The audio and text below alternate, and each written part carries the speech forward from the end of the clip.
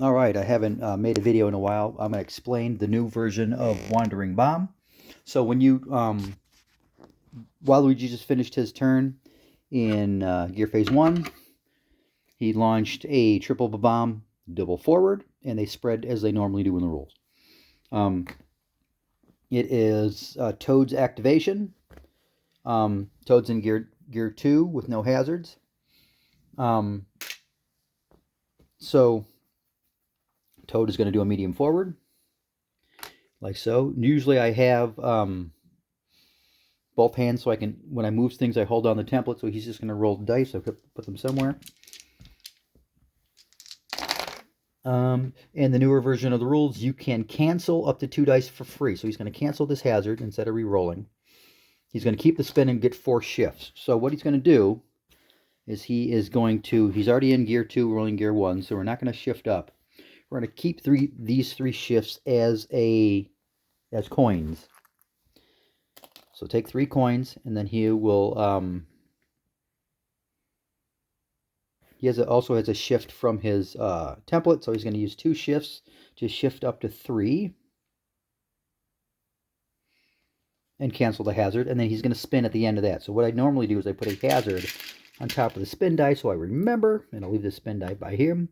So remember to gain that hazard when I'm done spinning. So usually I have 2 hands to move this, but I only have 1, so I'm just going to pick it up and move it. Like so, and then I'm going to move this template out of the way, and then I will rotate this guy up to 90 degrees. Let's see if he can try to cut this corner. Like so. Maybe not so much because he's going to clip. We don't want him to clip while Waluigi moves forward. I'm going to keep that spin as a hazard there. This die goes away. Waluigi is just going to do a medium forward. Not rolling dice, just move. He goes to there. Now at the end of the activation, after you launch your bombs, you remove a hazard from each, like so. And they all move a short in any direction. Now, where did I put the short template? Right here. So they're going to move a short in any direction. So let's say this one moves to here. Hard to see holding the phone. This one's going to move to here. And this one's going to move to here. Now, it's important to mention that Waluigi will be immune to the explosions caused by these 3 bombs. Now, if there's a chain reaction and Toad had bomb armor and exploded, he would not be immune to it. But when you launch or drop bombs, you are immune to their explosions. It's a little bonus I added in the game. So then it would activate again. Toad can't squeeze through there, and he'll explode one of these 3, and then the chain reaction will make the other ones explode. If, let's say, that these are a little bit further apart, let's say, he can find a way to snake through with maybe a veer. Let's say he found a way to snake through with a veer. Doesn't want to roll dice. Actually, let's say he snakes through with a veer, and he ends up rolling a spin, right? He'll go through with a veer, do a spin, and then do a boost out of the way. Like that. Let's say it was like that. He does a boost out of the way, spending these 3 coins to boost. Now, Waluigi's going to go, so he'll veer as well, just to get past these bombs. And if he gets a spin, he can turn. Good enough. Now, these bombs will explode at the end of the second activation. All these last hazards will come off the board, and these will all explode for a short. So anything short distance away. Now this time Toad has escaped as I put my finger in front of the phone. So here's the overview. You launch or drop your bombs. You put 2 hazards in front of them or behind them, wherever it's convenient, but close to them, so you know it's theirs.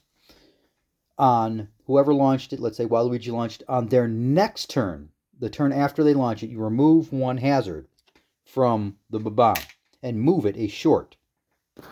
Any direction you want.